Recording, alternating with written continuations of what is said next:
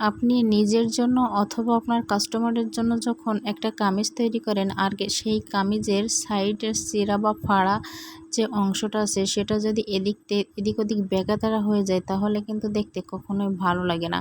তো আজকে আমার এই ভিডিওটা যদি আপনি মন দিয়ে দেখেন তাহলে আশা রাখি আপনার কামিজের সাইড আর কখনোই এমন তেমন বেঁকাতেরা হবে না, বরং সৌন্দর্যটা বৃদ্ধি পাবে।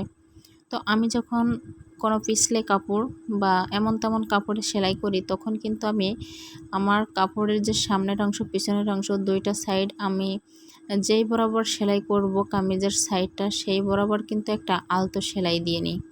আলতো সেলাই দেওয়ার পরে কিন্তু আমি যে সাইডের কামিজের যে দুই পাশের সাইড ফাড়ার যে অংশটা আছে মুখের ওইটা কিন্তু আমি তখন সুন্দর করে ভাঁজ দিয়ে সেলাই দিই, যেমনটা আমি এখনই দিচ্ছি। তো এই সেলাইগুলো কিন্তু অনেক সুন্দর ফিনিশিং আসে, যেখানে আপনি খুদ বের করতে পারবেন না বা আপনার কাস্টমারও বের করতে পারবে না। একটা কাস্টমার যখন একটা কামিজ বানায় অনেক শখ করেই কিন্তু বানায়, আপনাকে একটা মজুরি দিয়ে পারিশ্রমিক দিয়েই কিন্তু সেই ড্রেসটা তৈরি করে।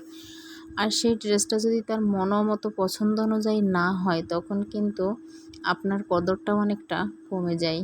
দ্বিতীয়বার আপনার কাছে আসার আগে সে কিন্তু ভাববে অবশ্যই, সে কিন্তু মনে করবে যে আমার আগের ড্রেসটা কেমন ফিনিশিং এসেছিল।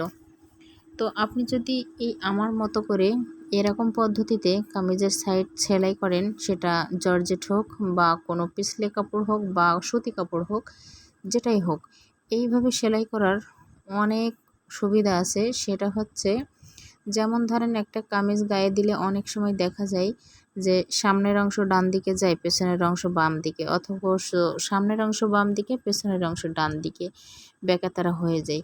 কিন্তু আপনি যদি এইভাবে কামিজ ফাড়ার সেলাইটা দেওয়ার আগে ফ্লোরে বা টেবিলে সুন্দর করে পেতে একটা ভাঁজ দিয়ে আলতো সেলাই দিয়ে যদি আপনি এইভাবে কামিজের সেরাটা সেলাই করেন তাহলে আশা করি এই সমস্যাগুলোর কোনো সমস্যাই আপনাকে ছুঁতে পারবে না। এই যে আলতো সেলাই যেটা আমি দিয়েছিলাম এটা কিন্তু আমি এখন খুলে দিব, না হলে তো আমার সেই ফাড়ার অংশটা বের হবে না। তো এটা খুলে দেওয়ার পরে কিন্তু দেখবেন আমার কামিজের সেলাইয়ের যে ফিনিশিংটা কত সুন্দরভাবে চলে আসছে।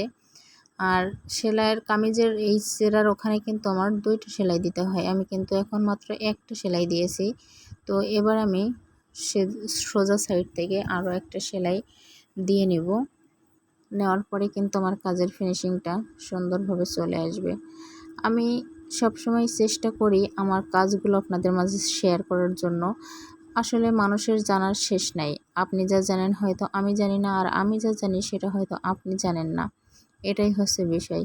তো আমি এই যে কষ্ট করে ভিডিওগুলো আপনাদের মাঝে শেয়ার করি, যদি আপনাদের ভালো লাগে অবশ্যই আমার ভিডিওগুলো শেয়ার দিবেন, যাতে অন্য ভাই বোনেদের উপকারে আসে। দেখেন আমার কামিজের সেলাইটা কত ফিনিশিং চলে এসেছে।